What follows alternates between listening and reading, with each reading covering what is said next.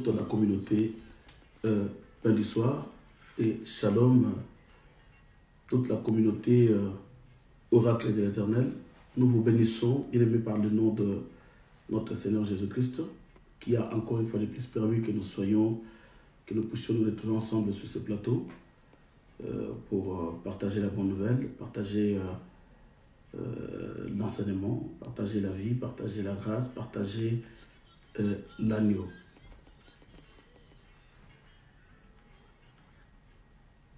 Voilà, bien aimé, s'il y a un petit désagrément, nous allons essayer d'arranger cela avec le régie. Que le Seigneur vous bénisse. Voilà, nous sommes encore sur ce plateau, bien aimé, pour continuer notre message, parce que nous sommes là pour écouter Dieu. Nous sommes là, bien aimé dans le Seigneur, pour être enseignés, corrigés, éduqués, et pour que nous puissions exactement et réellement devenir le vrai Fils de Dieu. Voilà. Que le Seigneur vous bénisse. Nous allons prier pour confier ces moments entre les mains du Seigneur. Que Dieu puisse nous accorder sa grâce. Elohim, Dieu, Père éternel, nous te bénissons parce que tu es l'agneau de Dieu. Nous sommes là devant ton trône éternel. Reçois-nous encore dans tes parvis. Heureux un peuple par lequel Dieu admet encore dans ses parvis. Oui, éternel, nous croyons que tu nous as encore reçus dans tes parvis. Et nous croyons, Elohim Dieu, que la paix de Dieu et la grâce de Dieu est en train de nous accompagner. Voilà pourquoi nous disons merci. Merci pour ce temps si précieux.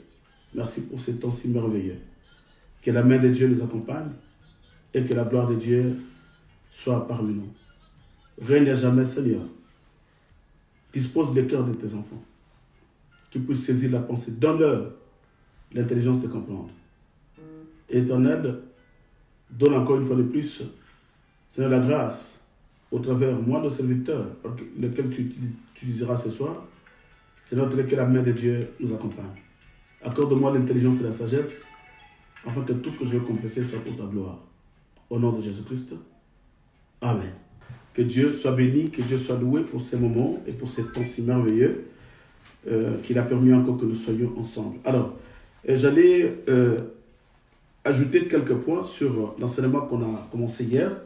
Nous avions parlé sur la présence de l'Antéchrist qui est déjà parmi nous, c'est-à-dire l'Antéchrist et son temps n'est pas encore venu. C'est pourquoi j'avais dit à l'Église que ne croyez pas à tous ces signes de 666 qu'on est en train de vous faire voir. C'est le diable qui est en train de distraire les gens, parce que le sceau et la marque de 666 n'a pas encore eu lieu, parce que son lieu sera juste après l'enlèvement de l'Église. C'est pour dire que l'Église ne sera jamais marquée des sceaux. Voilà pourquoi nous avions dit qu'il y a des enseignements que les gens sont en train de prêcher, mais nous sommes dans l'obligation d'éclairer l'Église, parce que les gens ont peur par rapport aux enseignements erronés, les gens qui n'ont pas de soubassement et de fondement des Écritures. Nous avions dit que l'Antichrist, en ce moment, l'Église, il travaille dans un mystère.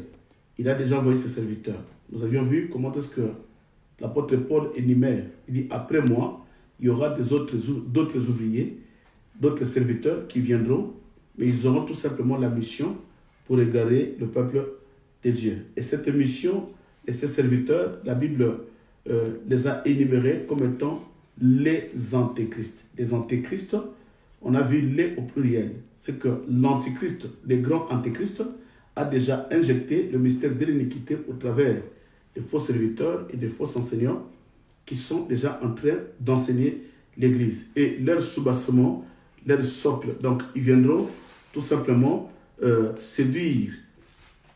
Ils viendront bien séduire l'Église avec un soubassement qui est de faux raisonnements. Voilà, nous allons lire une écriture, nous allons clôturer. Je vais essayer un peu de rajouter quelques pensées sur ce qu'on a étudié hier, et nous allons avancer pour aujourd'hui, parce qu'on ne peut pas laisser les choses inachevées. Nous devons tout simplement, à chaque fois quand nous évoluons, compléter la pensée et les écritures qui étaient, bien aimées, restées. Voilà, nous lisons dans Jacques chapitre 1er, le verset 22. Jacques 1er, le verset 22. La Bible dit, mettez en pratique la parole et ne vous bornez pas à l'écouter en vous trompant vous-même par de faux raisonnements. Il dit, écoutez ce que l'apôtre Jacques nous dit. Il dit, mettez en pratique la parole que vous avez été enseignée. Mettez en pratique l'enseignement. Voilà pourquoi l'Église a besoin de l'enseignement. Mettez en pratique l'enseignement que vous avez reçu et ne vous bornez pas à l'écouter, à écouter ces gens-là et ne vous bornez pas à écouter seulement. Mais vous devez mettre cela en pratique. Donc, le soubassement de ces gens, de ces faux prophètes, de ces faux apôtres. Pourquoi je parle des faux prophètes, des faux apôtres, des faux docteurs, des faux évangélistes et des faux pasteurs? Parce que l'apôtre Pierre et l'apôtre Jean et l'apôtre Paul est en train de nous énumérer qu'il y a le signe, le dernier signe que nous verrons avant l'enlèvement. Bien aimé, c'est tout simplement des antéchrists, des faux serviteurs qui vont s'introduire dans l'église, faisant croire aux gens qu'ils sont des serviteurs de Dieu. Alors, leur but, c'est quoi? Leur but, c'est dans Proverbe chapitre 12. Bien aimé, je complète tout simplement. Proverbe 12, 17. La Bible dit ceci. Celui qui dit la vérité proclame la justice et le faux témoin proclame la tromperie. Voilà. Il dit, celui qui dit la vérité proclame la justice. Mais le faux serviteur, le faux témoin proclame la tromperie. C'est que tout ce qu'ils vont vous ramener, ils vont vous plonger dans des prophéties qui paraissent exactes, parce qu'ils sont en train de prophétiser, on a vu cela, par la puissance de Satan. Mais au vu de gens, ça paraît exact. Voilà pourquoi ils ont choisi comment est-ce qu'ils devraient normalement, bien aimé, séduire l'Église par des choses qui sont vraies. Parce que le diable connaît ta vie, le diable connaît ton avenir, il connaît la destinée, là où Dieu a voulu que tu sois. Voilà pourquoi, bien aimé dans le Seigneur, quand le diable vient, il commence d'abord par la tromperie. Et il cherche à toutes les façons pour séduire l'Église dans leur tromperie. Voilà pourquoi l'Église doit avoir l'œil ouvert pour comprendre tel est du diable et tel est de Dieu. Ce qui est pour l'Église, c'est tout simplement le discernement des esprits. Mais si tu n'as pas de discernement, tu peux aussi tomber dans leur tromperie. Écoutez, Jérémie chapitre 23. Jérémie chapitre 23, nous allons compléter la pensée tout simplement. Jérémie chapitre 23, le verset 32. Je parle sur le signe du temps de la fin de l'Église. Et tout ça, ce sont des signes qui étaient au temps de Noé, le signe qui était au temps de Lot, et les signes qui se passent aujourd'hui, ce n'est rien d'autre que la présence des faux serviteurs qui vont prêcher la fausse parole, un faux enseignement, afin de ramener le peuple de Dieu dans l'égarement. Leur mission, c'est d'égarer le maximum de peuple. Voilà pourquoi, bien aimé dans le Seigneur, ne sois pas égaré par de faux enseignements. Ça, c'est le signe. Et Paul dit, quand vous verrez tous ces gens-là s'introduire dans l'Église et qui vous apportent la doctrine qui n'est pas la nôtre, comprenez que nous sommes à la dernière heure. Et quand l'Église traverse la dernière heure, c'est le temps où l'Église doit être prudente pour faire attention, bien aimé, connaître qui est qui. Parce qu'aujourd'hui, il y a des gens, bien aimés dans le Seigneur, il y a des gens qui pouvaient être, par exemple, à l'église, ils pouvaient être un dirigeant, par exemple, de la chorale. Il y a des gens qui pouvaient être un dirigeant de l'intercession quelque part. Il y a quelqu'un qui pouvait être aussi un dirigeant de la jeunesse. Il y a quelqu'un qui pouvait être dirigeant parmi, des fois, dans une comité dans l'église. Mais tous ces gens-là ne veulent pas rester servir le Seigneur dans l'anonymat. Ils se sont fait le ministre. Voilà pourquoi aujourd'hui, on a tellement de serviteurs, mais qui n'ont pas maîtrisé l'évangile. Et ce sont ces gens-là que l'antéchrist va se pénétrer, va s'incarner pour qu'il leur utilise par des faux enseignements pour ramener la tromperie afin d'égarer le peuple de Dieu. Voilà. Jérémie 23, 32, la Bible dit ceci. Voici, dit l'Éternel, j'en veux à ceux qui prophétisent des songes faux, qui racontent et qui égarent mon peuple par leurs mensonges et par leur témérité. Je ne les ai point épargnés, je ne les ai point donné l'ordre, et ils ne sont d'aucune utilité à ce peuple, dit l'Éternel. Ah, écoutez bien aimés, il y a des gens, des prophètes que vous voyez utiles parce qu'ils prophétisent. Il y a des soi-disant serviteurs que vous voyez utiles parce qu'ils savent prier. Il y a des gens que vous voyez utiles parce qu'ils savent séduire. Mais ici, Dieu dit ceci. Il dit, voici, dit l'Éternel, j'en veux à ces prophètes-là qui prophétisent le mensonge.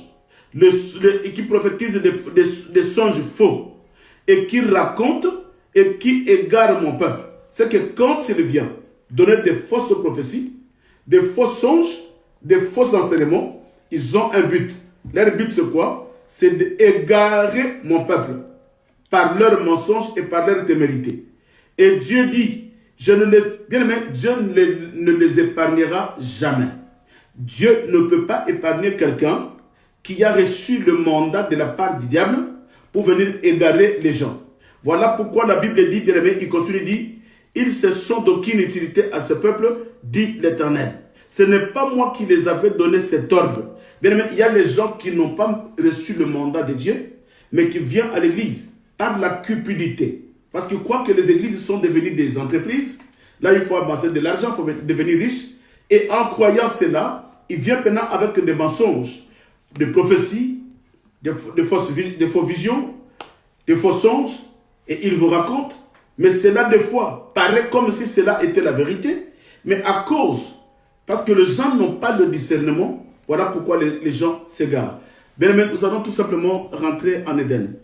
Vous allez comprendre que, observons un peu les mouvements qu'on a constatés dans les jardins d'Éden. Il y a un mouvement qui s'est passé dans les jardins. C'est le même mouvement qui est en train de passer maintenant au temps de la fin. Qu'est-ce qui s'est passé? Ève est allée ramasser un enseignement. Or, quand Dieu avait créé Adam, Dieu a donné à Adam la totalité de l'évangile. Voilà pourquoi vous allez comprendre d'ailleurs que quand Dieu a créé Adam, ne me dis pas que la création de Ève c'était un hasard. Non. Ne me dis pas que Dieu a créé Ève parce que Adam l'avait demandé. Non. Mais Ève était déjà dans la pensée de Dieu.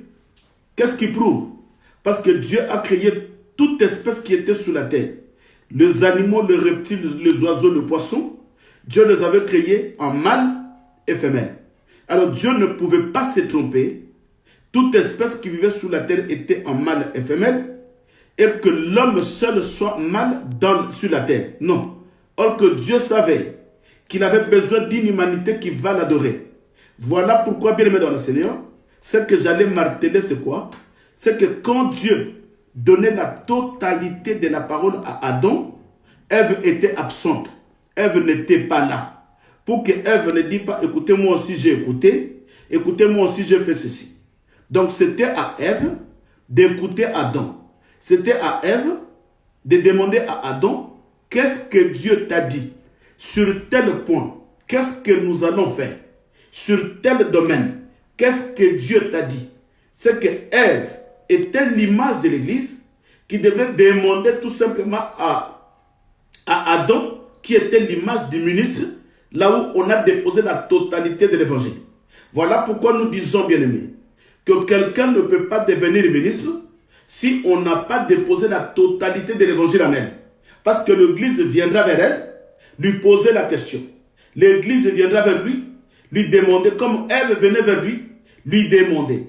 Et Adam devrait être capable, bien aimé, écoutez-moi, Adam devait être capable de répondre à toutes les questions possibles que Ève allait demander, parce que c'est lui qui détenait la totalité de l'évangile. C'est pour autant dire que tout ministre qui est mandaté par le Seigneur, tout ministre qui est établi par le Seigneur, il ne peut pas vous dire que le mystère de la fin du temps, ça c'est un message que je ne peux pas toucher. Le livre d'Apocalypse, le mystère du livre de Daniel, non, là-bas c'est des prophéties, c'est des choses que je ne peux pas toucher. Non.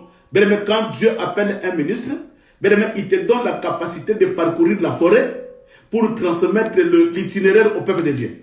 Tu ne peux pas ramener le peuple dans la forêt et se perdre parce que tu n'es pas un éclaireur. Or, un ministre, c'est un éclaireur. C'est lui que Dieu a doté de la totalité de la parole pour en faire ramener l'Église dans la totalité de l'Évangile. Voilà. Que le Seigneur bénisse quelqu'un. Nous allons maintenant commencer notre message d'aujourd'hui.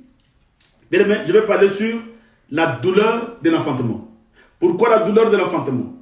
Parce que vous allez comprendre que la Bible dit qu'avant que la femme accouche, il y a des signes qui accompagnent. Il y a des signes qui accompagnent la femme. Or que la femme, c'est l'Église. Mais nous allons étudier cela, bien aimé. Voilà pourquoi, quand nous prêchons l'Évangile, ne soyons pas bornés sur une écriture que tu n'as même pas bien maîtrisée Et quand tu vas prêcher cela, tu vas le prêcher avec erreur. Voilà pourquoi nous devons naviguer dans les Écritures pour enfin mélanger les Écritures. Bien aimé, il y a des gens qui lisent une Écriture, ils prennent deux versets, c'est limite là. Or, en dessous, il y a la complémentarité des Écritures qui va te ramener à confirmer cette Écriture quelque part. Or, si tu n'as pas l'œil d'aller chercher l'Écriture qui va compléter la pensée, c'est que tu n'es pas encore un ministre. Or, le ministère, ce n'est pas la lecture de la parole. Le ministère, ce n'est pas répéter la parole. Nous, notre domaine, ce n'est pas la répétition. Mais notre domaine, c'est interpréter ce que les gens répètent. Interpréter ce que nous avions dit. C'est que la lecture, nous appelons cela le double lecture. C'est que l'interprétation des Écritures qui est l'exactitude de chaque pensée. Voilà pourquoi, bien aimés dans le Seigneur, nous quittons Noé, nous quittons Lot, maintenant nous tombons sur une femme enceinte. La Bible dit ceci, Apocalypse. Oui, nous allons descendre, bien aimés, tout doucement, parce que nous sommes dans une forêt qui est tellement énorme, et il y a l'éclaireur qui est le Saint-Esprit qui va nous ramener partout dans la base. Écoutez, Apocalypse chapitre 12, le verset 6. Nous allons lire. La Bible dit ceci. Un grand signe parut dans le ciel. Apocalypse chapitre 12, le verset 1 au verset 6 plutôt. Apocalypse 12, 1 à 6. La Bible dit ceci. Je vous ai dit, bien aimés, ne soyez pas pressés. Nous allons aller tout doucement. On a encore un mois.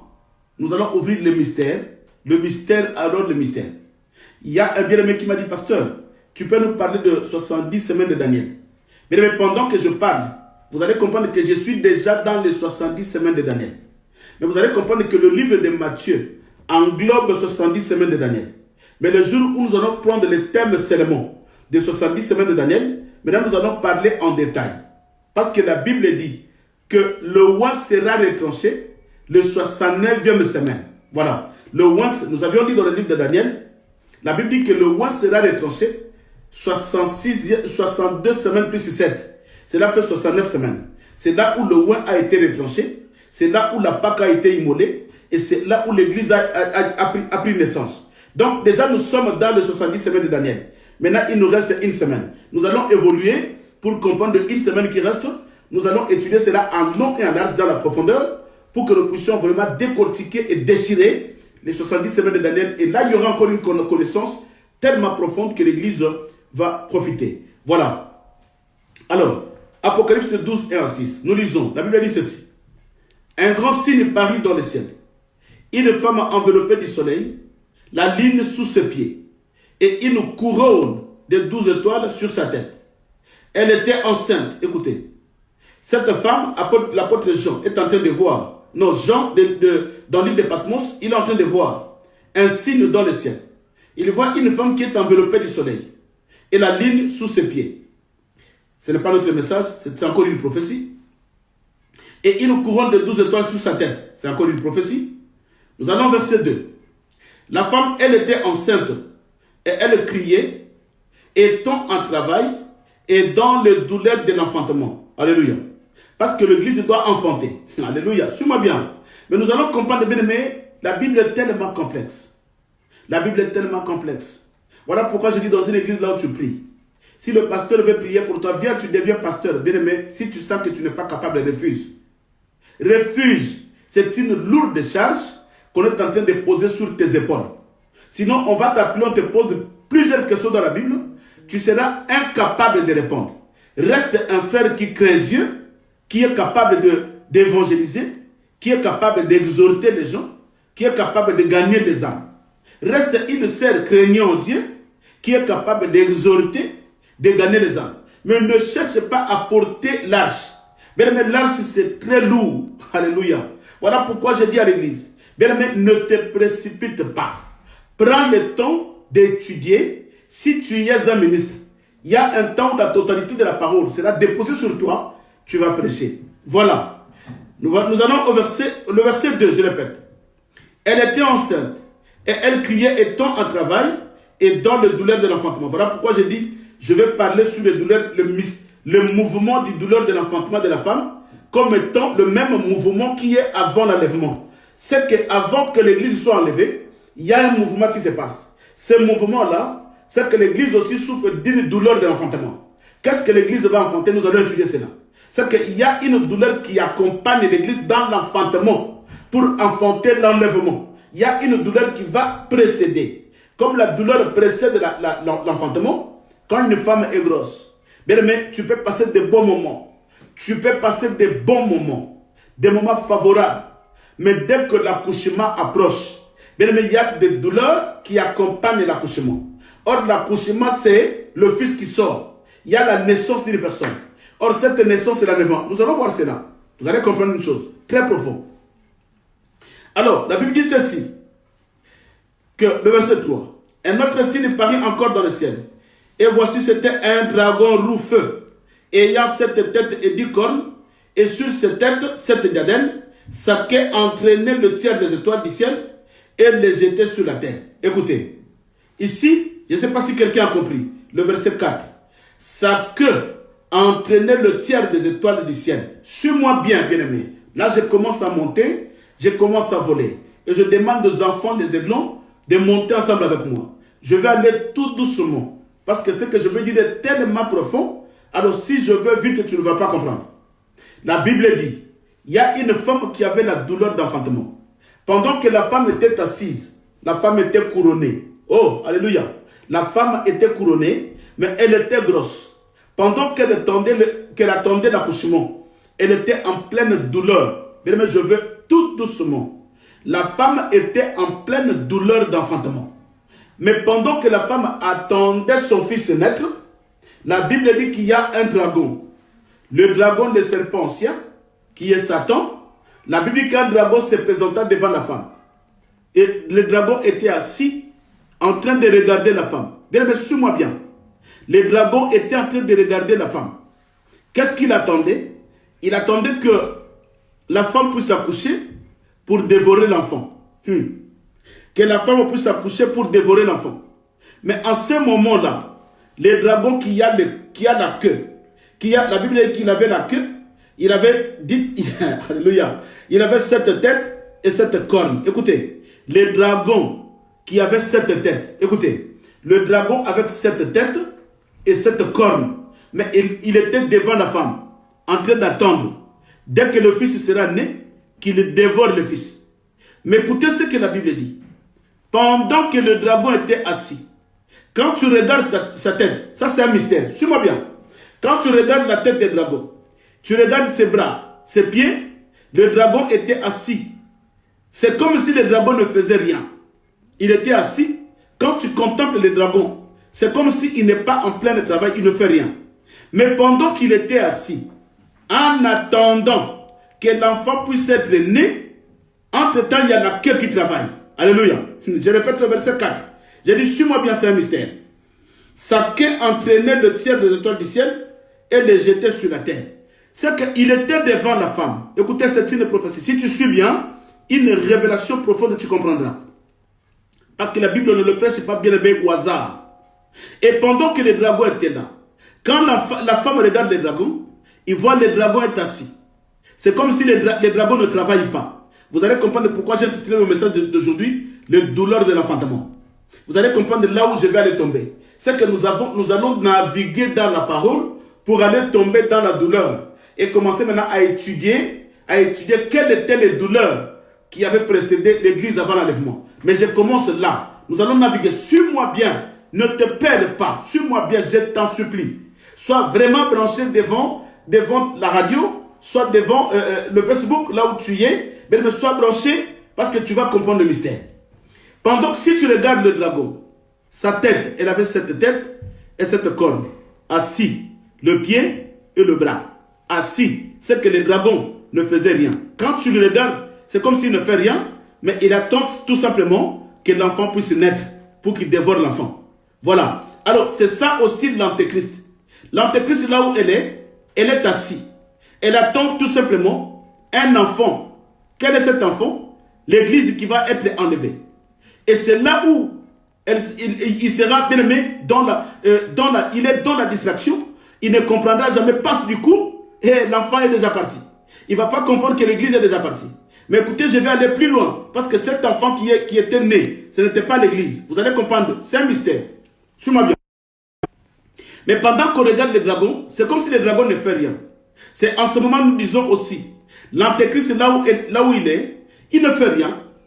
Il ne fait rien. Il est caché. Il y a un mystère qui se passe. Le mystère c'est quoi? La femme ne voit pas. Or, pendant que le dragon est assis, la queue, je répète le verset 4, sa queue entraînait le tiers des étoiles du ciel et le jetait sur la terre. Donc, les dragons, les gens voient comme si les dragons ne travaillent pas. Mais entre-temps, sa queue est en train de travailler. La queue travaille pendant que les dragons attendent l'accouchement de la femme. Et qu'est-ce que la queue fait? Pendant que la queue travaille, qu'est-ce qu'il fait? La queue, bien aimée dans le Seigneur, est en train de jeter les étoiles par terre. Voilà le travail du dragon. Physiquement, il attend l'enfant qui doit naître, mais spirituellement, sa queue travaille. Qu'est-ce que sa queue fait? Sa queue est en train d'entraîner les étoiles du ciel et les jeter par terre. Alléluia. Mais nous devons étudier quelles sont les étoiles du ciel que le dragon est en train de jeter par terre. Genèse chapitre 15. Genèse chapitre 15, le verset 4 au verset 5. La Bible nous dit ceci. Alors, la parole de l'Éternel lui fut adressée ainsi. Ça, il parle d'Abraham. Quand Dieu est venu renouveler, l'ange est venu renouveler son alliance avec Abraham. La Bible dit ceci, au verset 4. Alors, la parole de l'Éternel lui fut adressée ainsi. Ce n'est pas lui qui sera ton héritier. Parce que Abraham parlait du serviteur le plus ancien dans sa maison. Il dit, Seigneur, tu ne m'as pas donné un fils, mais c'est lui qui sera l'héritier de mon héritage. C'est lui à qui je porterai mon héritage. Dieu dit ceci. Alors la parole de l'Éternel lui fit adresser ainsi. Ce n'est pas celui-là, le serviteur le plus ancien de ta maison. Ce n'est pas lui qui sera ton héritier. Mais c'est celui qui sortira de tes entrailles qui sera ton héritier. Et après l'avoir conduit dehors, il dit, regarde vers le ciel et compte les étoiles. Si tu peux les compter, et il dit, telle sera ta postérité. Abraham y eut confiance à l'Éternel, qui le lui imputa la justice. Écoutez, bien aimé, quand Dieu avait promis à Abraham, Dieu a promis à Abraham la postérité. Et vous allez comprendre qu'Abraham avait 3 postérités. La première femme qui était, suis bien, la première femme qui était Sarah, il y avait Isaac. La deuxième femme qui était Agar, il y avait Ismaël. Il y a la troisième femme qui est Ketura, cette femme avait 6 enfants. Mais sur ces 3 enfants, la Bible maintenant commence à typifier ces 3 enfants.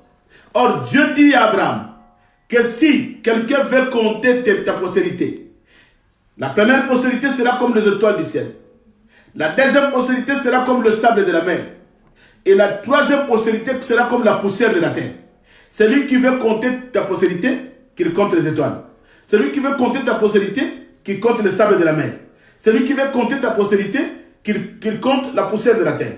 C'est que dans Abraham, il y a 3 enfants qui sont sortis. De par Ketura, de par Sarah et de par Agar.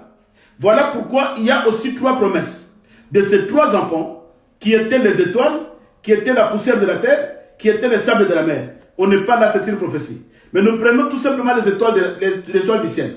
C'est que les étoiles, quand la Bible parle des étoiles, la Bible parle de la postérité d'Abraham. C'est que quand le dragon est en train de traîner les étoiles par terre, voilà pourquoi les Écritures disent que si cela est possible, l'Antéchrist qui est le diable, il peut aussi séduire les élus. Or, les élus, c'est qui? C'est la postérité d'Abraham étoile. Or, quand tu deviens la postérité étoile, c'est que tu es un enfant de la lumière qui brille. Or, cet enfant de la lumière, mais la Bible dit ici, pendant qu'il attendait la femme pour accoucher, il faisait déjà son travail. C'est la queue qui faisait le travail de faire tomber les étoiles, de faire tomber les enfants d'Abraham, de faire tomber la postérité d'Abraham. Or que nous aussi, nous sommes la postérité d'Abraham. Voilà pourquoi, bien aimé dans le Seigneur aujourd'hui, le dragon est en train de faire son travail par la queue. Il y a la queue du dragon qui est déjà dans l'église. Le dragon, il est quelque part caché, mais sa queue est déjà dans l'église. Sa queue, bien aimé, est en train de faire un travail. Quel est ce travail-là? C'est pour faire tomber les étoiles. Qui sont les étoiles? La postérité d'Abraham. Qui est la postérité d'Abraham? C'est ceux qui ont cru à Jésus. Nous sommes devenus participants de la promesse d'Abraham. Mais la queue est là, est en train de faire le travail. Mais si tu n'ouvres pas l'œil, nous sommes au temps de la fin, nous sommes à la dernière heure. Maintenant, la queue est en train de faire le travail. Alléluia. Oh, quelqu'un peut acclamer le Seigneur. Bien aimé, l'évangile n'est pas donné à tout le monde. L'évangile est donné au monde athée. Maintenant, nous allons aller étudier une écriture parce que je vous ai dit, on ne peut pas interpréter la parole vaguement, mais nous interprétons la parole par rapport à lui-même. Parce que c'est elle-même qui interprète. Nous sommes le porte-parole seulement. Mais la Bible s'interprète elle-même. Voilà pourquoi quand quelqu'un vient avec des interprétations, il faut qu'il vous prouve dans les Écritures ce qu'il est en train de dire. Je vous ai dit ici que quand tu regardes les dragons, c'est comme si les dragons ne font rien. Mais il y a sa queue qui est en train d'entraîner les enfants de Dieu. Il y a sa queue qui fait le travail bien aimé de faire tomber les enfants de Dieu. Voilà pourquoi aujourd'hui au temps de la fin, plusieurs enfants de Dieu ont abandonné la foi parce que la queue les a déjà touchés. Parce que la queue les a déjà enseignés. Parce que la queue les a déjà égarés. Alléluia. Parce que quitter la terre, quitter le ciel. Il dit, la queue fait un travail. Il fait quitter les étoiles du ciel pour leur faire tomber par terre. Or, quitter le ciel, c'est quitter tout ce qui est céleste. Or, venir sur la terre, c'est vivre dans la chair. Voilà le mystère.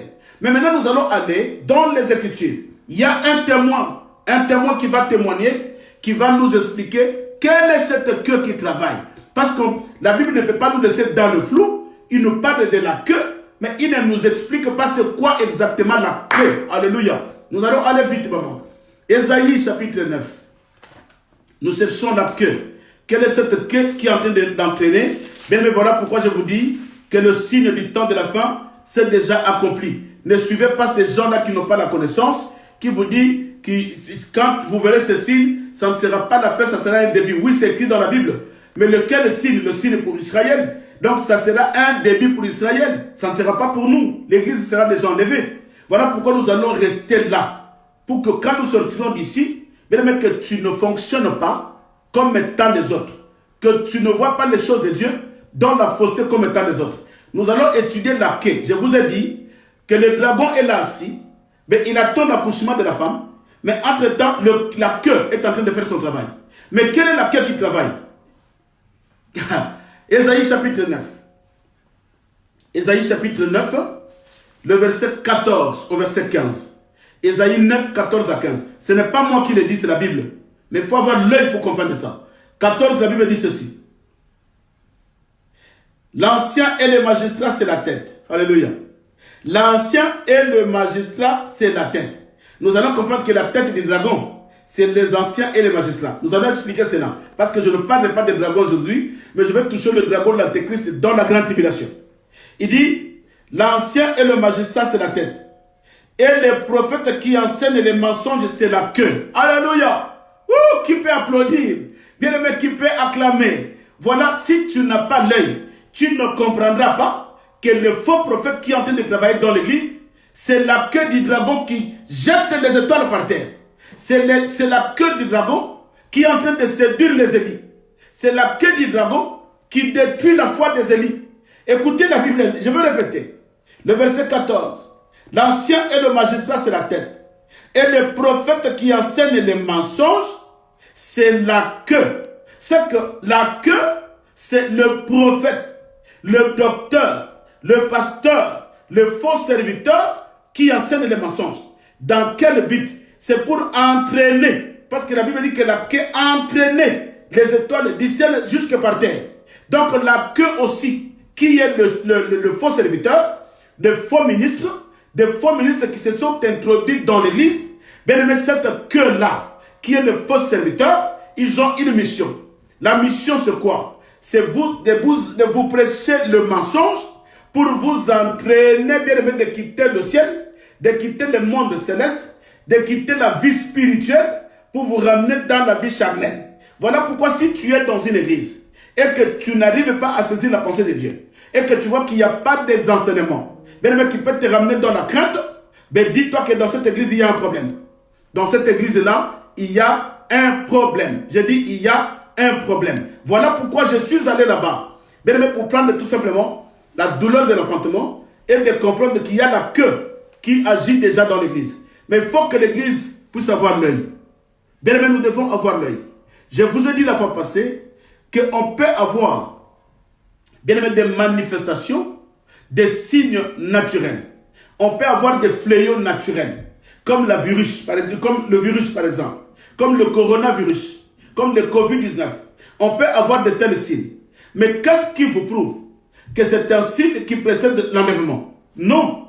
Non, non, bien aimé, parce que la Bible ne le dit pas. On ne peut pas croire à quelque chose que la Bible ne confirme pas. Il peut y avoir des événements surnaturels, mais cela ne cadre pas avec les événements prophétiques qui vont accompagner ou qui va précéder l'enlèvement. Voilà, que le Seigneur bénisse les personnes. Bien, mais nous retombons maintenant. Je retourne dans Matthieu. Je parle sur la douleur de l'enfantement. Mais pourquoi j'ai pris la douleur de l'enfantement? Vous allez comprendre là où je vais aller tomber. Plus loin là-bas. Mais je vais d'abord tourner, sillonner dans la forêt pour que je puisse tomber. Parce que je ne peux pas aller brutalement là-bas. Bien, mais la pensée ne va pas se coller. Il faut qu'on suive le cheminement dans la forêt pour aller voir bien le puits là où nous avons besoin. Voilà, je retourne dans Matthieu 24. Matthieu chapitre 24. Je retourne là-bas. Maintenant, nous allons toucher quelque chose qui est important. Je suis toujours en train de vous faire la différence entre le signe qui va précéder l'enlèvement et le signe qui va précéder le retour de Jésus. C'est deux choses différentes, bien-aimés. Dis à tes serviteurs, dis à tous tes ministres là fabriqués qu'il y a deux mouvements différents. Il y a d'abord l'enlèvement et il y a le retour de Jésus. Il y a deux mouvements différents. Nous allons étudier cela maintenant. Je commence. Matthieu chapitre 24. Je commence au verset 1er et au verset 8. Nous allons voir. J'avais déjà lu ça, mais on s'est limité au verset 3. Maintenant, on va commencer au verset 4. Mais je commence au verset 1er pour la meilleure compréhension. J'avais dit que quand les disciples posent la question, le verset 4 descend. Verset 4, quand on descend, là, il parle en Israël. C'est des signes de son avènement, de son retour, le retour glorieux en Israël. Écoutez, je lis le premier verset jusqu'au 8e. Comme Jésus s'en allait au sortir du temple, ses disciples s'approchèrent pour lui en faire remarquer les constructions. Mais il leur dit, voyez-vous tout cela? Je vous le dis en vérité, il ne restera pas pierre sur pierre qui ne soit renversé. Il s'agit sur la montagne des Oliviers. Il s'assit sur la montagne des Oliviers. Et les disciples virent en particulier nous poser cette question. Dis-nous, quand cela arrivera-t-il? Et quel sera le signe de ton avènement et de la fin du temps? Écoutez, il y a trois questions. Il dit, quand cela arrivera-t-il? Quel sera le signe de ton avènement? Et quel sera le signe de la fin du monde? Il y a trois questions. Pourquoi il dit d'abord la première question? Quand cela arrivera-t-il? Parce que Jésus vient de leur dire, pendant que Jésus sortait, suis-moi bien, pendant que Jésus sortait du temple, bien aimé, Jésus sort du temple, et pendant qu'il avançait, on ne lui a pas posé la question pendant qu'il était dans le temple, mais on lui pose la question en chemin. On lui pose la question, Jésus n'est pas dans le temple. Mais maintenant, écoutez, Jésus va leur... on est en train de faire voir la beauté du temple. Alléluia. Il dit, comme Jésus s'en allait au sortir du temple, les disciples s'approchèrent pour lui faire remarquer la construction. Mais il leur dit, voyez-vous cela, je vous le dis en vérité, il ne restera pierre sur pierre. Bien aimés les disciples, en sortant du temple, Jésus qui sort du temple, il est en dehors du temple. Suis-moi bien. Bien aimés, ne lis pas la Bible comme un journal. Jésus n'est pas dans le temple, mais Jésus est en dehors du temple. Maintenant, les disciples viennent lui poser la question. Est-ce que Jésus, tu as remarqué la beauté du temple? Alléluia. Tu as remarqué la beauté du temple? Jésus-Christ leur dit là, mais vous voyez la beauté du temple. Mais je vous l'ai dit, que ce temple que vous voyez, il sera renversé et il ne restera pierre sur pierre il ne restera pas ici pierre sur pierre qui ne soit renversé. C'est que le pierre sera renversé, le temple sera détruit. Bien aimé, écoutez, il y a une précision dans les Écritures. Ah, j'aime ça, j'aime ça, j'aime ça. Pendant qu'ils faisaient voir à Jésus la beauté du temple, mais Jésus leur dit, ce temple n'est pas beau. Parce que ce temple sera détruit. Les gens étaient étonnés. Mais avec toute la beauté que le temple était construit. Oh, Jésus leur enseignait quelque chose. Bien aimé, Jésus voulait tout simplement leur dire que si Jésus n'est pas dans un temple, c'est que la beauté du temple n'a pas de la valeur. Si Jésus n'est pas dans ce temple-là, le temple n'a pas de la valeur.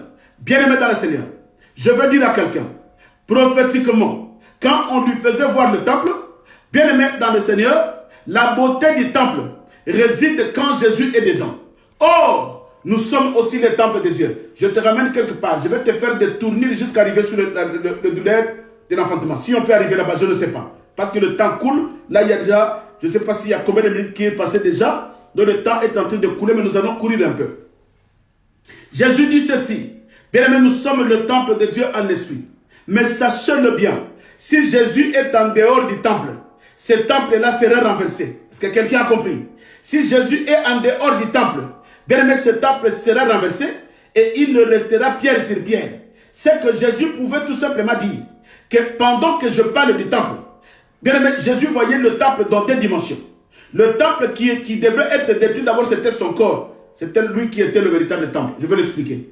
Mais dans la deuxième dimension, il parlait du temple corps. C'est que nous sommes le temple de Dieu en esprit. Mais si Jésus est en dehors du temple, bien aimé, ce temple-là n'a pas de la valeur. Si Jésus est en dehors du temple, bien aimé, ce temple-là sera renversé. Je me limite là-bas. Vous allez comprendre pourquoi je me limite là-bas. Et je vais aller prendre la deuxième écriture. Je vais le tourner ici. Parce qu'il y a des signes pour Israël. Mais je vais aller prendre le deuxième écriture. Dans Jean, qui parle la même chose. Jean chapitre 2. Suis bien aimé. Je vous ai dit, nous allons traverser la forêt, la grande forêt équatoriale. Et nous allons trouver le puits de Jacob. Alléluia. Jean chapitre 2. Le verset 12 au verset 20. La Bible dit ceci. Jean chapitre 2, le verset 12 au verset 20. Après cela, il descendit à Capernaum avec sa femme, ses frères et ses disciples. Et il n'y demeurait que peu de jours. Écoutez, après le miracle de Cana, Jésus va encore descendre à Capernaum. Mais il est resté que peu de temps. Mais le disciple vient encore écouter. La Pâque des Juifs était proche. Déjà là-bas, en sortant du temple, on lui a fait voir la beauté du temple. Il leur a dit ceci, que ce temple sera détruit, que vous ne voulez pas. Mais ici encore, après la fête des noces, il descend à Capernaum. Mais pendant qu'il descendait, maintenant la fête des Pâques était arrivée. Maintenant, il devrait monter pour aller fêter la Pâque. La Pâque des Juifs était proche. Et Jésus monta, il quitta Capernaum. Il monta en Jérusalem. Mais s'il y a quelqu'un qui respectait la loi de Moïse, c'est Jésus. Parce que dans la loi de Moïse, il disait, tout Juif, partout où tu seras, quand il y a la Pâque, tu dois monter en Jérusalem, dans le temple pour aller fêter la Pâque. Et Jésus aussi, comme étant un Juif, il était aussi obligé d'obéir à la loi de Moïse pour aller bien aimé dans le Seigneur, fêter la Pâque. Et la Bible dit, la Pâque des Juifs étant proche, et Jésus monta à Jérusalem, il trouva dans le temple les vendeurs. Là-bas dans Matthieu, il sortait dans le temple. Mais ici, il vient dans le temple. Comprenez bien, il y a deux mouvements. Là-bas, quand on lui a posé la question, il sortait du temple. Mais ici, il vient dans le temple pour fêter la Pâque. Quand il entre dans le temple, il trouva dans le temple les vendeurs de bœufs, des brebis et des pigeons. Et les changeurs de monnaie étaient assises. Et ayant fait un fouet avec ses cordes, il les chassa. Suis-moi bien. Il les chassa tous du temple, ainsi que le brebis et le bœuf.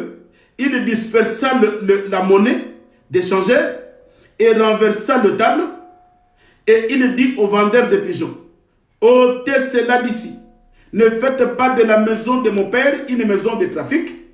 Ses disciples se souvirent qu'il est écrit, le zèle de ta maison me dévore. Le verset 18.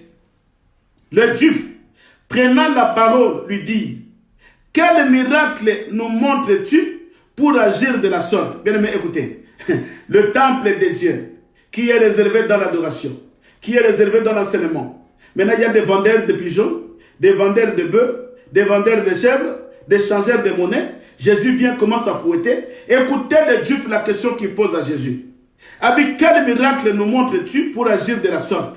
Jésus leur répondit, détruisez ce temple et en 3 jours je le relèverai. Les Juifs disent, il a fallu 46 ans pour bâtir ce temple et toi en 3 jours tu le relèverais. Bien aimé, écoutez. Maintenant ici le disciple, C'est que les autres, les disciples, parce qu'ici, il ne parle pas de disciples, il parle des juifs. C'est que c'était des juifs. Mais de l'autre côté, dans Matthieu 24, c'était des disciples. Le disciple ne lui a pas dit que pourquoi nous devons détruire ce temple, parce que ça nous a pris du temps pour la construction.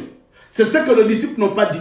Mais ici, les juifs vont faire voir à Jésus que le temple que nous avions construit pendant 46 ans, détruire dans un jour, et tu vas le rebâtir dans 3 jours. Bien dans le Seigneur, cela a causé un trouble dans la vie des gens. Et en ce moment-là, quand Jésus parle de la destruction du temple, il parle de 2 temps. Alléluia. Alléluia. Oh, il parle d'abord de la maison qui doit être le temple culte. Vous verrez que le culte n'est plus là. Le temple est devenu le marché. Le temple est devenu un caverne de voleurs. Et est devenu un caverne d'échangeurs de monnaie. Et c'est que dans le temple, là où il y avait l'adoration, suis-moi bien, maintenant je vais expliquer. Là où il y avait l'adoration, maintenant Jésus vient, l'adoration n'est plus. Il y a des échangeurs de monnaie. Et il y a la cupidité qui règne. C'est que ce que Jésus allait dire, que bien-aimé dans le Seigneur, vous allez voir dans les derniers temps, il y a un signe qui va accompagner l'enlèvement quand vous verrez les changeurs de monnaie entrer dans l'église. Et quand les changeurs de monnaie entrent dans l'église, quand les voleurs entrent dans l'église, bien-aimé dans le Seigneur, le voleur vient. La Bible dit dans Jean 10, chapitre 10, le verset 10. Jean chapitre 10, 10, la Bible dit le voleur vient que pour détruire, égorger et dérober. Mais parce que ces gens-là, Jésus les typifie comme étant des voleurs. Qu'est-ce qu'ils ont volé? Ils ont volé l'adoration. Parce que l'adoration n'y est plus dans le temple. L'enseignement n'y est plus. Maintenant, les gens viennent pour chercher, bien aimé, pour vendre, pour chercher l'argent. Voilà combien, bien aimé, un signe qui précède l'enlèvement. Quand tu rentres dans une église, tu vois une église qui fait des collectes de fonds, qui demande de l'argent tout le temps. Bien aimé, ce sont des changeurs de monnaie. Pourquoi? Parce que c'est là que le faux prophète qui est en train de travailler déjà. Or, dans cette église, l'adoration n'y est plus. Ce n'est pas cette église qui sera enlevée. Voilà pourquoi Jésus, voyant cela, il dit ce temple sera détruit. Bien aimé, tu y a quel temple? Un temple où l'enseignement a été déjà volé. Un temple où l'adoration a été déjà volée. Or, quand l'adoration est volée, bien aimé, le temple n'a plus de valeur. Voilà pourquoi Jésus tourna ses regards vers ce temple-là. Il dira, détruisez-moi ce temple. Bien aimé, les disciples n'ont pas voulu. Mais même si les disciples ne veulent pas, bien aimé, le temple sera détruit. Même si les disciples ne veulent pas, le temple existait encore, mais à l'intérieur, le temple était détruit. Voilà pourquoi il y a des églises qui existent encore, mais à l'intérieur, l'église est détruite. L'église existe encore, mais dans l'église, la parole n'existe pas. L'église existe encore, mais dans l'église, l'enseignement n'existe pas. L'église existe encore, mais dans l'église, la crainte n'existe pas. Les gens voient des bâtiments, mais en réalité, c'est une caverne de voleurs. C'est un lieu d'échangeur de monnaie. Oh, l'église est devenue le marché bien-aimé. Voilà pourquoi je dis à l'église, nous devons avoir l'œil. Tout ça, ce sont des signes qui avaient précédé l'enlèvement. Alléluia. Bien-aimé, regarde ton église. Ah, maman, le bateau lembi, la ligne le bateau lembi. Dis-moi, on est fatigué, on est fatigué. Fatigué, l'église est devenue le caverne des voleurs. L'église est devenue une place où le changeur de monnaie. L'église est devenue une place où la quête est en train de travailler, qui est en train de voler, qui est en train de détruire. Alléluia. Voilà pourquoi, bien aimé, nous disons, la Bible dit ceci, que le temple, bien aimé, était pris en otage. Alléluia. Donc la présence de l'adoration n'était plus.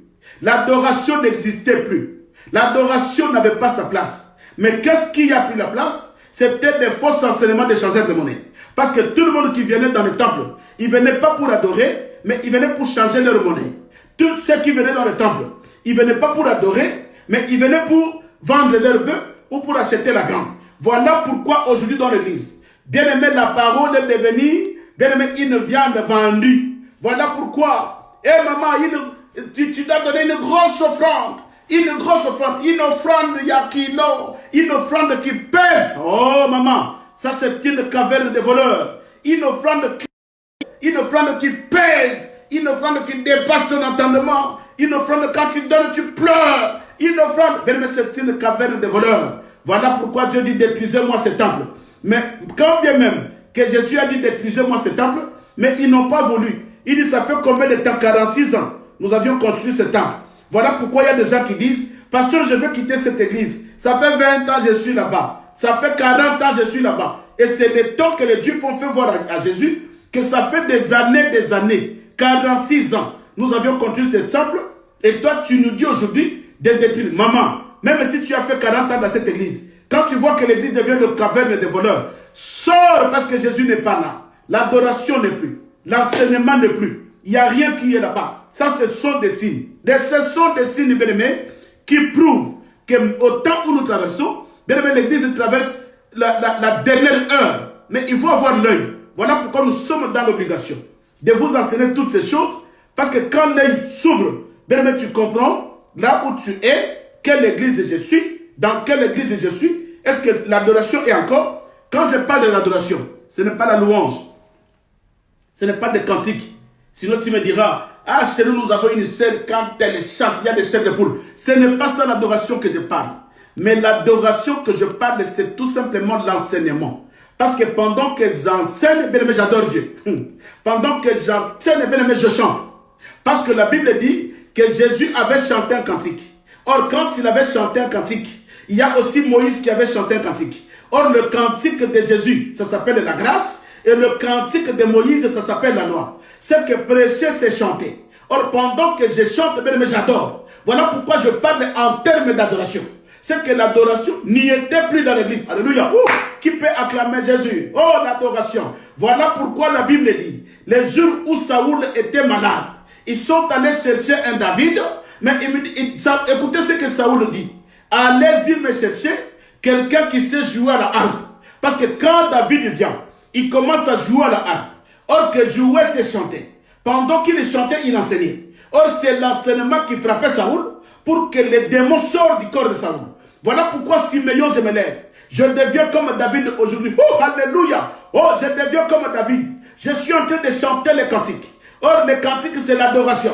Or, l'adoration, c'est l'enseignement. Or, l'enseignement, c'est Jésus. Or, ce n'est pas n'importe quel cantique qui peut délivrer quelqu'un, si ce n'est que l'enseignement. Voilà pourquoi je dis à l'église. Bien aimé, nous sommes au temps où nous devons retrouver l'adoration dans l'église. Or, la Bible dit d'ailleurs qu'il faut que l'heure vienne où le vrai adorateur, adoreront le Père en esprit et en vérité.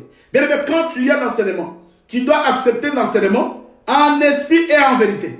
C'est que tu acceptes l'enseignement, que tu deviennes spirituel et tu acceptes la vérité. Alléluia. Oui, je ne sais pas s'il y a quelqu'un qui a compris.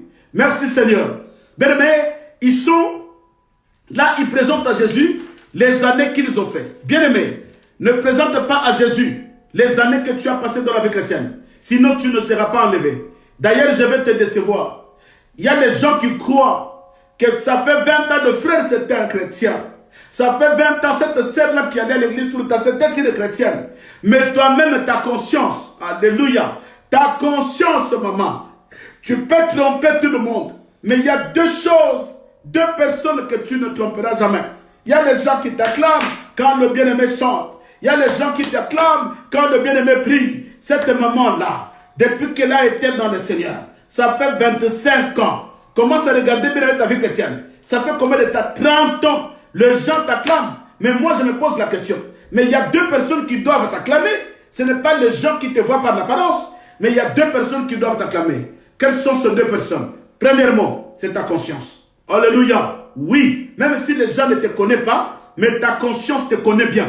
Bien, je parle sur les douleurs de l'enfantement. Nous allons arriver là-bas parce que le temps coule. Je sais que c'est impossible. Même demain, nous allons arriver. Ne sois pas pressé. Demain, nous allons atterrir là-bas, bien aimé. Tu verras qu'il y a des mystères. Mais je suis en train de tourner dans la forêt pour arriver là-bas. Écoutez, bien aimé dans le Seigneur. Les gens peuvent t'acclamer. Mais il y a deux personnes que tu ne peux pas mentir. C'est qui? D'abord, c'est ta conscience. Alléluia. Le véritable témoignage, c'est ta conscience.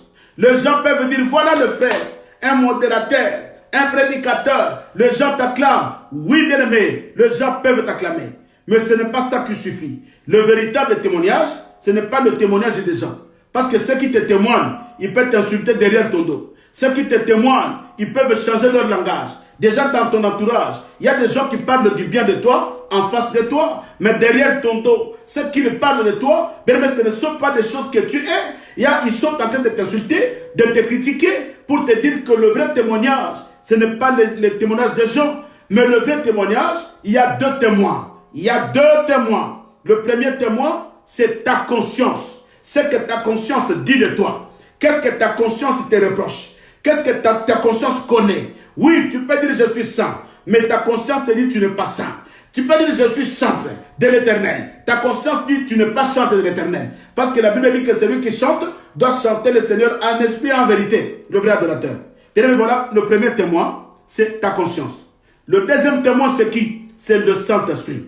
Qu'est-ce que l'Esprit de Dieu dit de toi?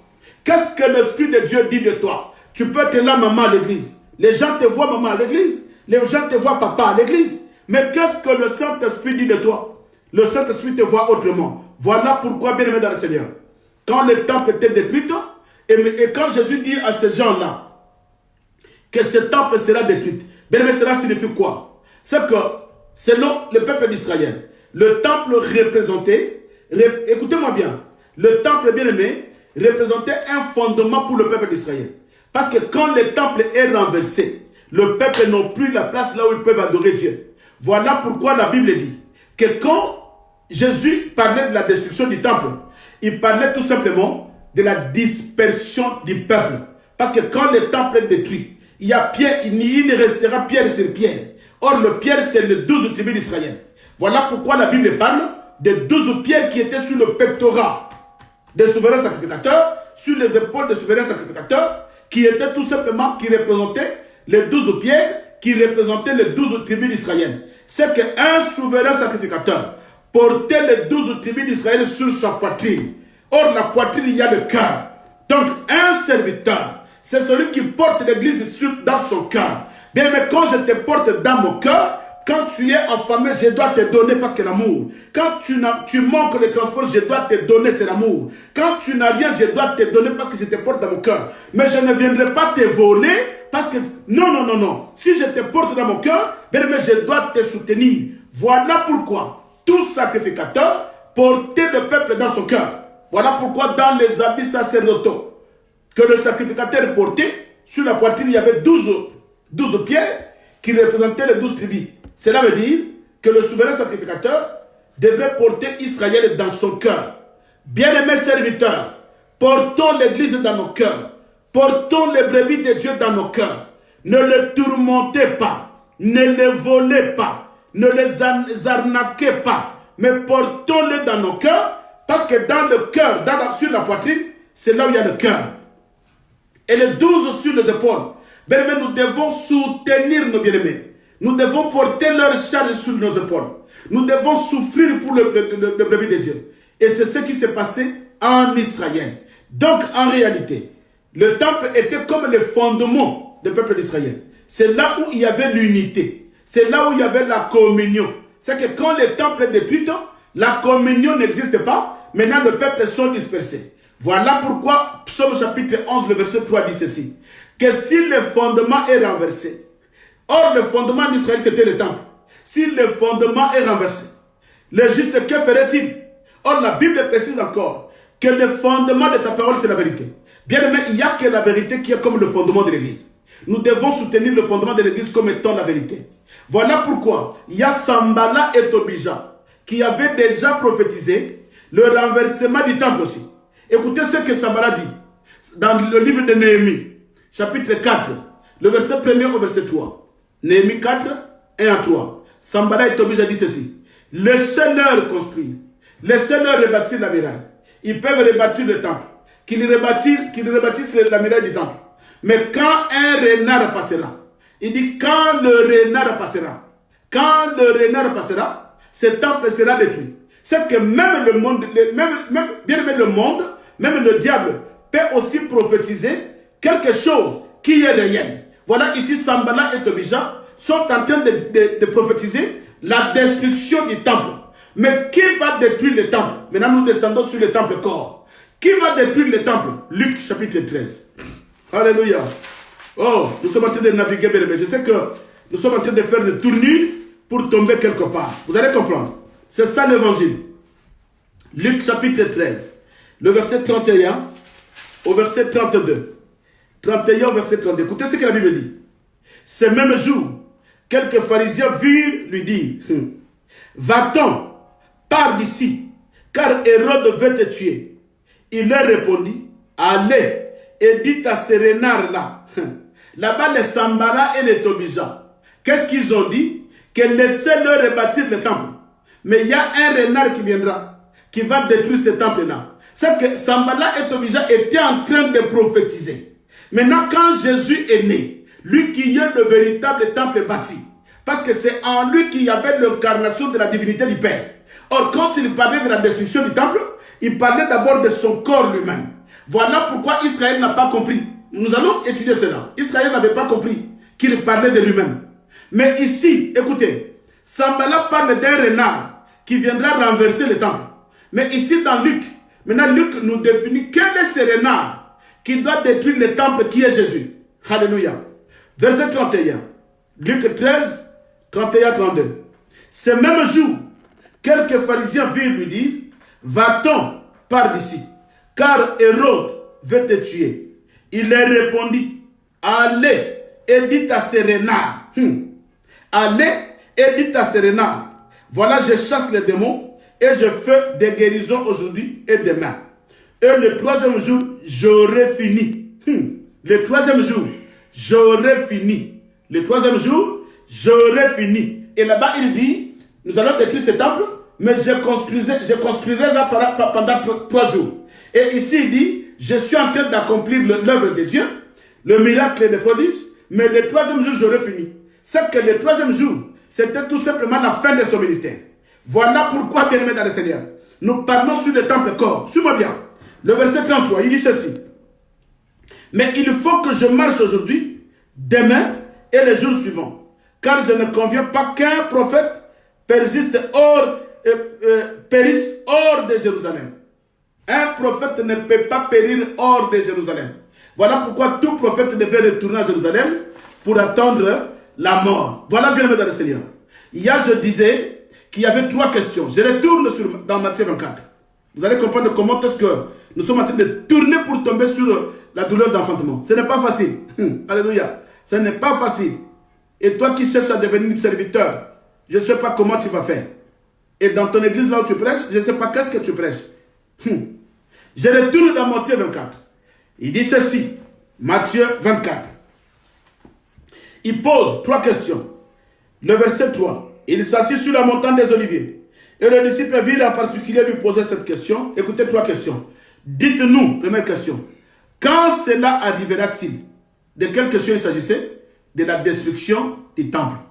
Deuxièmement, il dit, et quel sera le signe de ton avènement? Son avènement, deuxième question. Et quel sera le signe de la fin du monde? Troisième question. Donc, il y a 3 questions. D'abord, comment cela se passera-t-il? C'est pourquoi il a dit le renard. Voilà pourquoi le renard Hérode devait poursuivre l'enfant Jésus pour détruire Jésus qui était le temple. La première question a été répondue. Mais là, la deuxième question. Quand cela arrivera-t-il? Le signe de ton avènement. Parce que je ne parle pas d'abord de la fin du monde. Parce que quand les gens disent que quand vous verrez ce signe, cela ne sera pas encore la fin. Mais ça, c'est quel signe? C'est le signe du retour glorieux de Jésus. Ça, quand vous voyez cela, ça ne sera pas la fin. Les gens vont encore vivre sur la terre.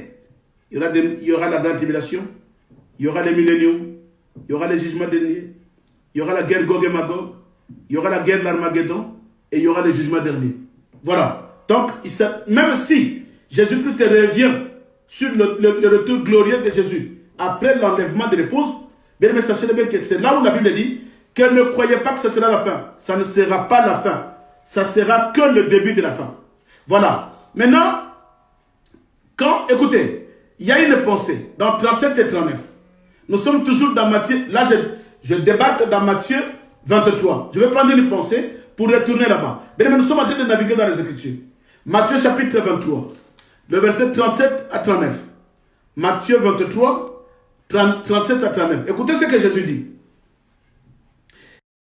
Jérusalem, qui tue les prophètes et qui lapide ceux qui te sont envoyés. Écoutez. Jérusalem, Jérusalem, qui tue les prophètes et qui lapide ceux qui te sont envoyés. Combien de fois ai-je voulu vous rassembler, tes enfants? Écoutez, il dit à Jérusalem, vous les Juifs, j'étais parmi vous.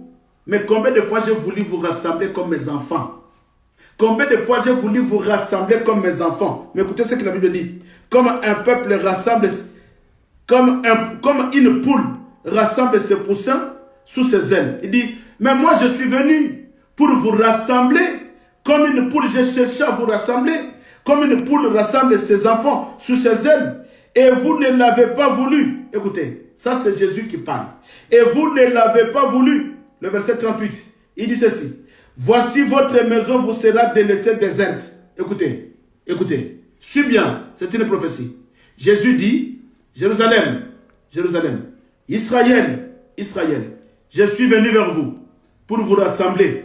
Comme une poule rassemble ses enfants sous ses ailes. Mais vous n'avez pas voulu. Croyez-moi, votre maison sera déserte.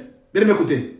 Quand Jésus dit que votre maison sera déserte, c'est qu'en réalité, il était déjà en train d'annoncer son départ vers les nations. Quelqu'un a compris? Dis-moi un grand amen. Quand il dit, vous les Juifs, comme vous n'avez pas voulu que je puisse vous rassembler, votre maison, la maison d'Israël, sera déserte. C'est que Jésus est en train d'annoncer son départ. Il annonce son absence. C'est que quand il annonce son absence, qu'est-ce qui arrive? Car, je vous le dis, vous ne me verrez plus désormais jusqu'à ce que vous désirez, qu'il soit celui qui vient au nom du Seigneur. Écoutez, il dit, vous ne me verrez plus. Jusqu'à ce que, quand vous verrez celui qui vient au nom du Seigneur, vous allez dire, béni celui qui vient au nom du Seigneur, mais ça sera mon retour glorieux. C'est là où vous allez comprendre que c'est moi. Alléluia. Mais comment nous allons prêcher? Comment les gens n'ont pas l'œil pour faire la différence entre l'enlèvement et le retour glorieux de Jésus?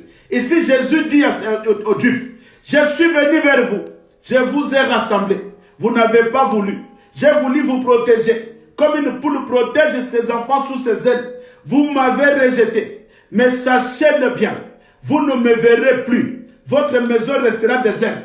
C'est que quand Jésus sortait du temple, quand il avait dit détruis-moi ce temple, c'est que le temple était devenu désert parce qu'il y avait des voleurs qui sont entrés.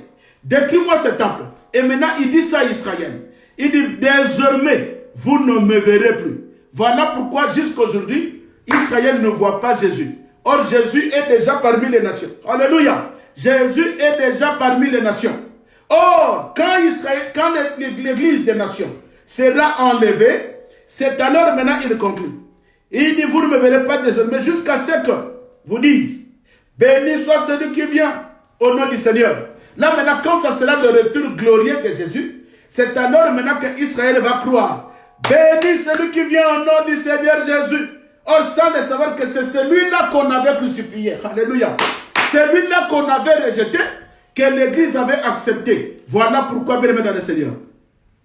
Sur la base de ce langage, les disciples posent la question, quels sont les signes qui précèdent la deuxième venue? Voilà. C'est sur la base de ça. Il dit, tel que vous le verrez, vous allez voir quelqu'un, vous allez crier, béni soit celui qui vient. Maintenant, c'est là où le disciple, quand il quitte les Juifs, il vient.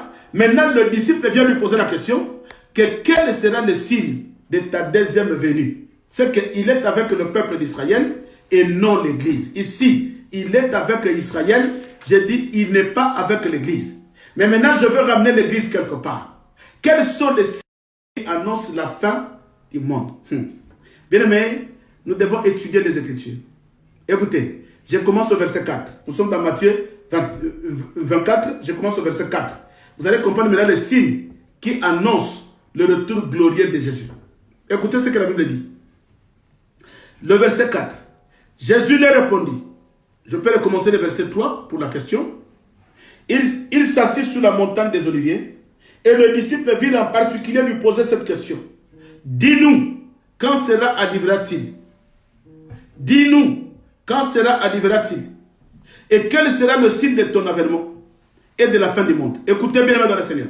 C'est que Jésus va répondre. Le verset 4. Maintenant, Jésus commence à répondre. Bien, mais suis-moi bien. Vous allez sentir la différence. Jésus répondit. Prenez garde que personne ne vous séduise.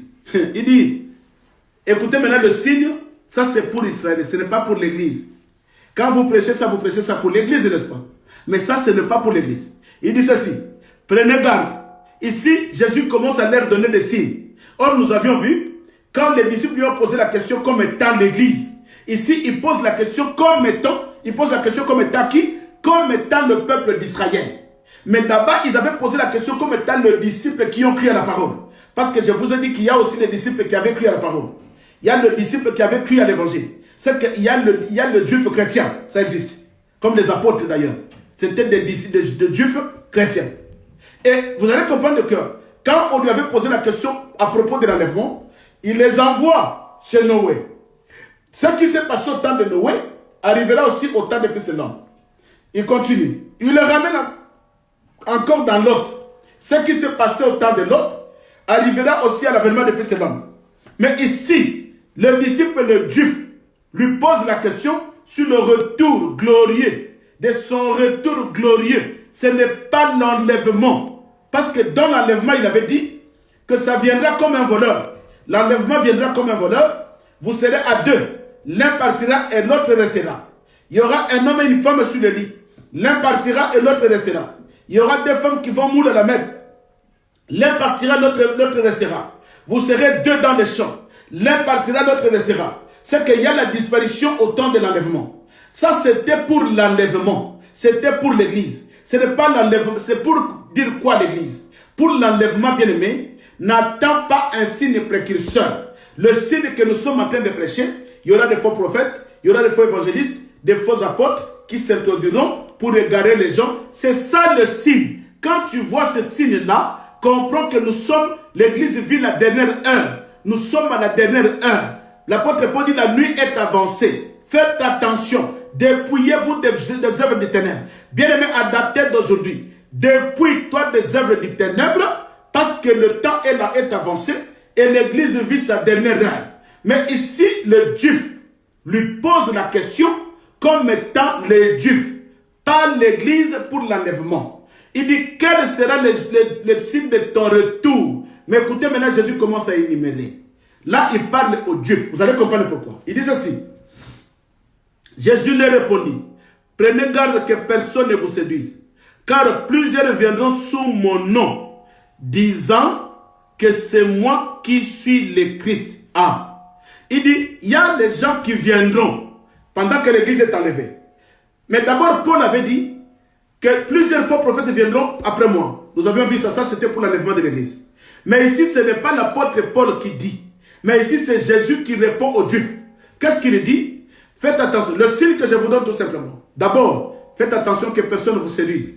Parce qu'il y a quelqu'un qui viendra, qui vous dira que je suis le Christ. Qui viendra? C'est l'antéchrist. Est-ce que quelqu'un a compris? Là, l'église est déjà enlevée. Mais l'antéchrist viendra. Il dira quoi? C'est moi le Christ. Mais au temps de l'église, le signe qui avait précédé, c'était des faux prophètes, des faux enseignants, des faux pasteurs. Quelqu'un ne dira pas qu'il est le Christ. Parce qu'aujourd'hui, si un pasteur, un prophète, il dit que c'est moi Jésus, personne ne va lui croire. Voilà pourquoi au temps de l'église, il travaille dans le mystère. Il se cache pour ne pas que les gens le comprennent. Mais celui qui a l'œil comprend que ça c'est un faux serviteur, il n'est pas envoyé par Dieu. C'est un antéchrist, un envoyé de l'antéchrist qui est en train d'enseigner la fausseté pour égarer le peuple. Mais maintenant, au temps d'Israël, écoutez-moi bien, au temps d'Israël, ce n'est pas le faux prophète qui vont enseigner. Ce n'est pas le faux pasteur qui vont enseigner. Mais ici, c'est l'antéchrist lui-même. Parce qu'après l'enlèvement, nous allons voir ça, après l'enlèvement, l'antéchrist va descendre. Maintenant, il va commencer à diriger. Pourquoi? Parce que c'est lui qui le retient. Le Saint-Esprit et l'Église va déjà disparaître. Maintenant, l'antéchrist vient. Maintenant, Jésus commence à énumérer les signes. Il dit, vous savez, mais il les a cachés pour leur dire qu'après l'enlèvement de l'Église, mais il leur dit tout simplement que quand l'antéchrist viendra, faites attention, ne soyez pas séduits. Ah, il dit l'antéchrist viendra, mais ne soyez pas séduits, parce qu'il vous dira que c'est lui le Christ. Mais ça maintenant, ce n'est pas le signe de l'Église. Parce qu'aujourd'hui, si quelqu'un vient, qu'il est le Christ, personne ne va l'accepter. Mais il va se cacher tout simplement dans le corps ministériel. Est-ce que quelqu'un comprend la différence? Voilà la séduction, aujourd'hui c'est un mystère. Les gens se cachent. Les hommes de Dieu se cachent. Je n'appelle pas les hommes de Dieu. Les envoyés de l'Antéchrist se cachent dans un mystère comme étant les hommes de Dieu. Mais ils sont en train d'œuvrer comme étant la queue de faux prophètes pour entraîner les étoiles et leur faire tomber pour abandonner la foi. Ça, c'est pour l'Église. Mais pour Israël, il n'y aura pas de prédicateurs. Il n'y aura pas de prédicateurs, suis-moi bien. Il n'y aura pas de pasteurs. Il n'y aura pas de faux prophètes. Il n'y aura pas de faux évangélistes. Il n'y aura pas de faux apôtres, de faux pasteurs, de faux docteurs. Mais l'Antéchrist lui-même viendra. Maintenant, là, il vient physiquement. Mais au temps de l'Église, il s'est caché dans le corps des serviteurs. Mais au temps d'Israël, sur le retour glorieux de Jésus, il ne va pas se cacher. Il viendra maintenant en personne pour leur faire voir que c'est lui qui est le Christ. Mais écoutez, la Bible continue. Alléluia. Oh, le message de Dieu. Voilà, ça c'est le message du temps. C'est très clair, bien aimé dans le Seigneur. Je ne sais pas, nous sommes en train de lire la parole de Dieu. La parole de Dieu est claire. Est claire. Je répète le verset 4. Il dit ceci. Jésus leur répondit, prenez garde que personne ne vous séduise. Car plusieurs viendront sous mon nom, disant, c'est moi qui suis le Christ. Et ils séduiront beaucoup de gens. Ça, c'est le temps d'Israël. Et le verset 6, il dit ceci. Vous entendrez parler de guerre et de bruit de guerre. Bien aimé, vous entendrez parler de guerre et de bruit de guerre. Pourquoi les guerres et de bruit de guerre? Parce que l'Antéchrist sera déjà sur la terre. Bien aimé, il va commencer à pousser des nations, des guerres contre des guerres, parce que sa mission sera de bouleverser le monde, que le monde entre en débandade. Le monde sera en débandade plus que ces petites épidémies, puisque ces petits coronavirus, mais le monde sera en débandade, mais il y aura des guerres et des guerres. Mais écoutez ce qu'il dit, gardez-vous d'être troublés, car il faut que ces choses arrivent, mais ce ne sera pas encore la fin. Là, il parle à Israël, que ça ne sera pas encore la fin du monde. Pourquoi il leur dit ça? C'est que vous avez encore le temps de croire, parce que Dieu va envoyer les deux oins, l'esprit de Moïse et l'esprit d'Élie, qui n'ont pas achevé leur mission. Il dit, gardez-vous de ne pas être troublés, car il faut que ces choses arrivent, mais ce ne sera pas la fin. Pourquoi il les avise? Que quand vous verrez des troubles, des tremblements de terre, vous verrez des guerres, nation contre nation, ne soyez pas troublés, ça sera que la fin des temps. Mais vous, pourquoi il leur dit que ce ne sera pas la fin? C'est qu'il leur dit que vous avez encore le temps de croire, parce qu'il y aura les deux oins qui vont descendre pour prêcher. Mais il n'y aura ni pasteur, ni apôtre. Le verset 7, il dit ceci. Une nation se lèvera contre une nation. Un royaume contre un royaume. Et il y aura en divers lieux des famines. Écoutez, il y aura en divers lieux des famines. Mais au temps de Noé, il n'y avait pas de famine. Les gens mangeaient et buvaient. Et c'est ce qui se passe maintenant. Bientôt l'église sera enlevée. Bien aimé, il n'y a pas de famine. Les gens mangent et les gens boivent. Comprenez bien l'évangile. Les gens mangent et les gens boivent. Mais au temps d'Israël, comme il y aura des guerres, des troubles qui dureront longtemps, bien aimé, il y aura la famine. Et en ce moment-là, il y aura des tremblements de terre. Des tremblements de terre. Ce n'est pas ce qui se passe au Tokyo. Mais vous allez voir des tremblements de terre au Congo, en Angola, en Burundi, en Ouganda, au Rwanda, au Côte d'Ivoire, au Togo, au Bénin, en Europe, aux États-Unis, partout. Il y aura des tremblements de terre. Ne confondez pas avec des petits tremblements de terre qui se passent bien aimé en Chine ou au Japon, je ne sais pas moi dans quel pays, des petits tremblements de terre de 2 jours, il y a les maisons qui s'écroulent. Non, il dit il y aura des tremblements de terre dans le monde. Mais écoutez, il y a des prédicateurs qui prêchent. Vous n'avez pas vu, il y avait des tremblements de terre en Chine. Ça, ce sont des signes. C'est des signes de la fin du monde. Mais qui vous a dit ça? Qui t'a prêché ça, papa? Ferme ta bouche quand même. Ferme ta bouche au lieu de séduire les enfants de Dieu. Si tu ne connais pas, ferme ta bouche. Ne cherche pas de devenir ministre pour tromper. Oui, nous allons vous connaître par vos fruits. On reconnaît un arbre par ses fruits. Et la Bible dit au verset 8, tout cela ne sera que le commencement de la douleur. Ah, c'est là où je vais me limiter. Pour comprendre tout ce que j'ai tourné, c'est pour chercher cette douleur-là. Alléluia. Il dit, tout cela sera le commencement de la douleur. Voilà pourquoi, bien aimé dans le Seigneur, vous avez vu comment j'ai tourné pour tomber sur la douleur. Et demain, je commence la douleur de l'enfantement. Alléluia. Il dit aux Juifs, tout ce que vous allez voir, la famine, le tremblement de terre, le royaume qui s'élève contre notre royaume, la guerre d'une nation contre notre nation. Mais il dit aux Juifs, ne soyez pas troublés. Gardez votre foi, parce qu'il y a 2 rois qui viendront pour vous prêcher. C'est que vous avez encore le temps, ça ne sera pas le temps. Vous avez encore le temps de vous repentir. Vous avez encore le temps de croire à l'évangile. Mais tout ce que vous allez voir là, ce n'est rien, ce n'est que le commencement de la douleur. Ah, que le Seigneur soit béni. Vous avez compris, bien aimé, c'est que je cherchais.